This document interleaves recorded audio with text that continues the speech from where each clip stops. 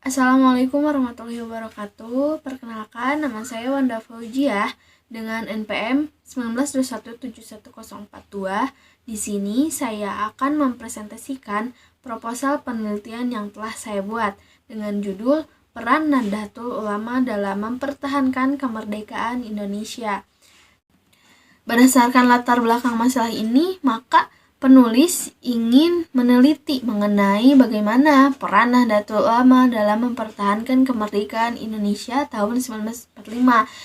Hal menarik yang mendasari peneliti ini dalam penelitian itu karena terbatasnya pengetahuan sejarah di masyarakat mengenai Nahdlatul Ulama yang berkecimpung dalam politik. Salah satunya yaitu peranannya dalam mempertahankan kemerdekaan Indonesia tahun 1945. Selain itu, hasil observasi dari penelitian ini sudah dilakukan berupa wawancara kepada pimpinan Nahdlatul Ulama Kecamatan Sulakan Jeruk, Kabupaten Bandung. Adapun rumusan masalah dari proposal penelitian ini yaitu yang pertama, bagaimana kondisi Indonesia setelah Indonesia merdeka. Yang kedua yaitu bagaimana peran dan kontribusi Nahdlatul Ulama untuk mengusir Belanda dan sekutu dalam upaya mempertahankan kemerdekaan Indonesia tahun 1945. Dan yang terakhir yaitu bagaimana pergerakan Nahdlatul Ulama dalam pertempuran Surabaya pada tanggal 10 November 1945. Nah, adapun tujuan penelitian yaitu sesuai dengan rumusan masalah. Yang pertama yaitu untuk mengetahui kondisi Indonesia setelah Indonesia merdeka, dan yang kedua yaitu untuk mengetahui peran dan kontribusi Nahdlatul Ulama untuk mengusir Belanda dan sekutu dalam upaya mempertahankan kemerdekaan Indonesia pada tahun 1945, dan yang ketiga yaitu untuk mengetahui pergerakan yang dilakukan oleh Nahdlatul Ulama dalam pertempuran Surabaya pada tanggal 10 November 1945. Nah, adapun manfaat penelitian yaitu terdapat dua, manfaat penelitian teoritis dan manfaat praktis. Dalam proposal penelitian ini selanjutnya terdapat tinjauan teoritis. Nah, yang pertama yaitu kajian teori. Di sini peneliti mengambil teori politik dan teori nasionalisme. Yang pertama yaitu teori politik. Dan di dalam teori politik ini peneliti mengambil 3 tokoh yang berpendapat mengenai definisi politik itu sendiri. Nah, yang pertama yaitu menurut Deliarnor. Deliarnor ini mengatakan bahwa politik adalah segala aktivitas yang dilakukan oleh manusia yang memiliki hubungan dengan kekuasaan yang ditunjukkan untuk mempengaruhi, mengubah, mempertahankan suatu bentuk susunan masyarakat. Sedangkan tokoh yang kedua ini berpendapat bahwa politik itu merupakan macam-macam kegiatan dalam suatu sistem politik yang berhubungan dengan negara yang menyangkut proses menentukan tujuan dan melaksanakannya.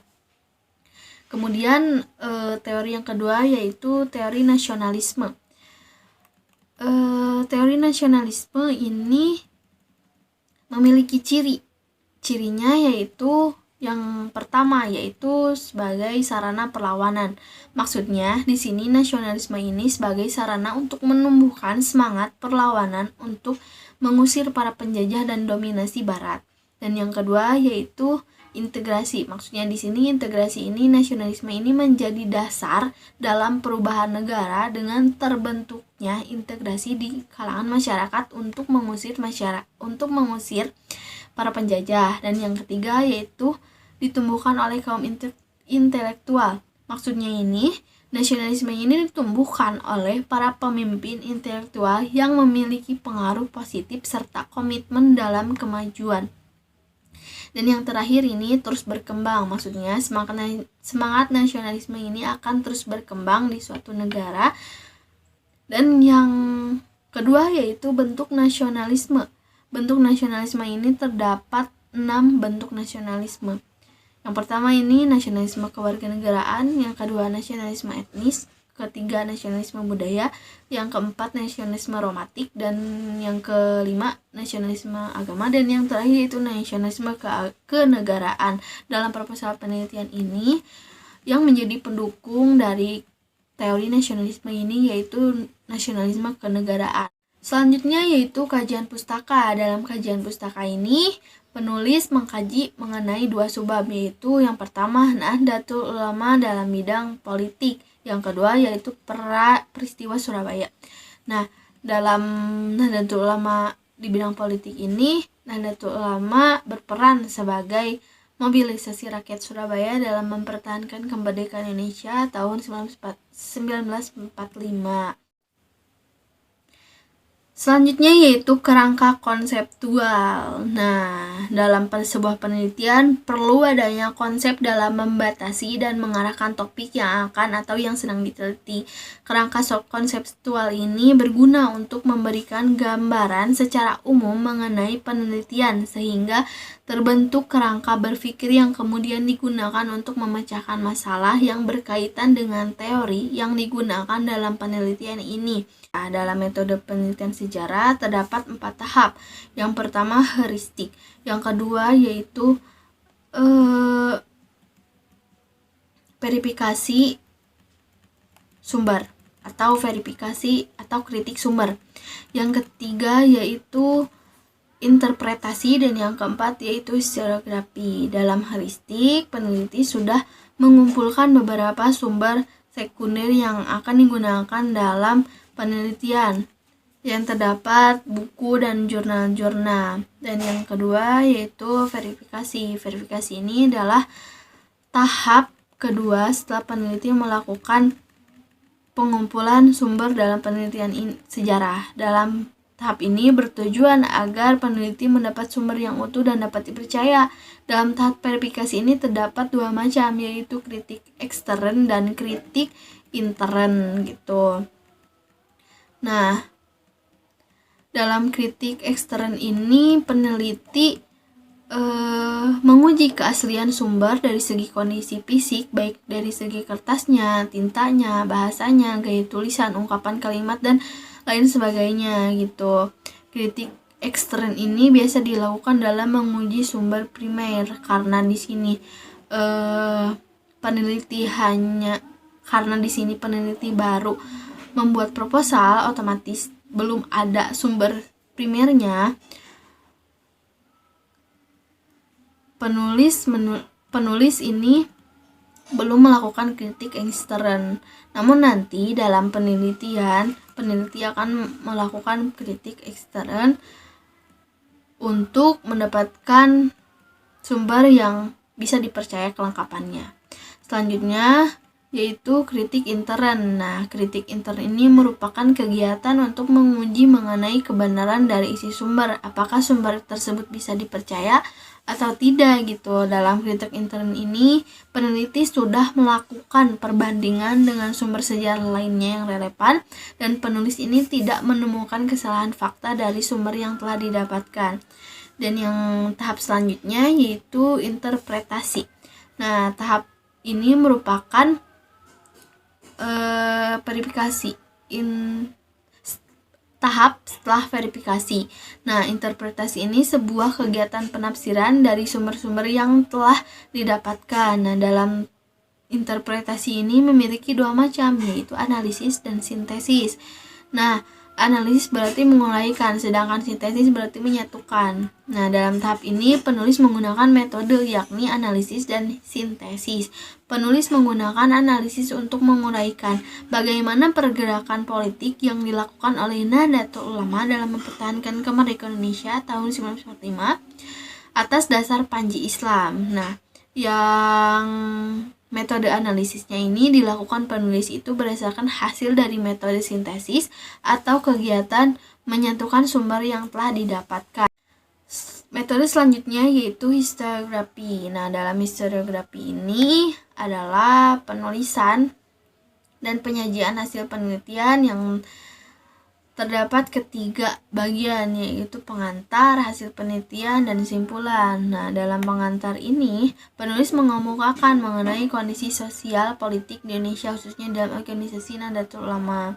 Dan pada bagian hasil penelitian, penulis merencanakan penelitian yang berisikan kondisi Indonesia setelah merdeka, peran politik Nahdlatul Ulama dalam mengusir penjajahan di Indonesia pada tahun 1945, dan pergerakan yang dilakukan oleh Nahdlatul Ulama pada pertempuran Surabaya.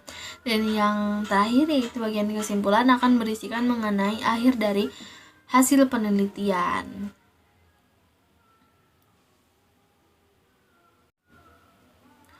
Selanjutnya yaitu sistematika pembahasan. Nah, dalam sistematika pembahasan ini peneliti akan menggunakan dari berbagai bagian yang memiliki keterkaitan, mulai dari bagian awal, bab 1, bab 2, bab 3, bab 4, dan bab 5. Nah, pada bagian awal terdiri dari sampul dan halaman, judul, lembar pengesahan, abstrak, daftar isi, dan daftar tabel.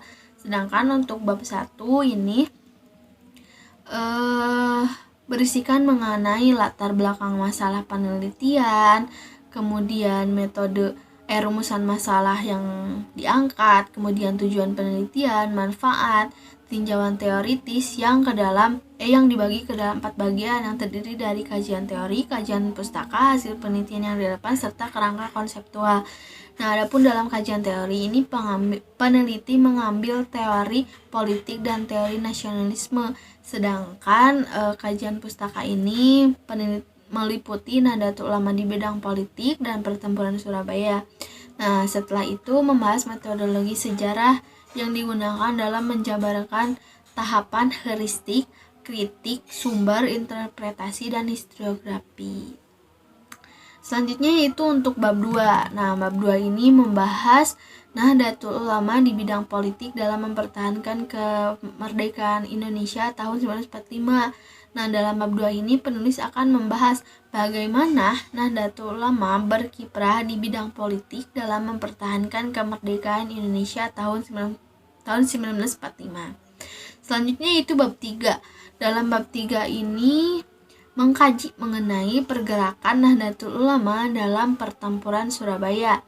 Nah, dalam bab 3 ini penulis akan membahas mengenai bagaimana pergerakan Nahdlatul Ulama dalam pertempuran Surabaya dalam mempertahankan kemerdekaan Indonesia. Selanjutnya yaitu bab 4 sebagai penutup, yang di dalamnya itu terdapat kesimpulan yang memberikan penulis ini mengkaji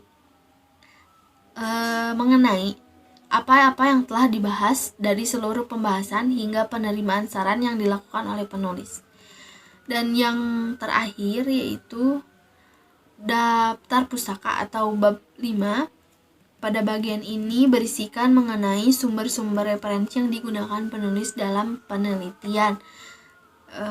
Nah, di sini ada pun dokumentasi observasi. Peneliti sudah melakukan observasi ke Ketua Nahdlatul Ulama, Kecamatan Sokan Jeruk, Kabupaten Bandung sebagai sampel untuk mencari permasalahan dalam proposal penelitian ini.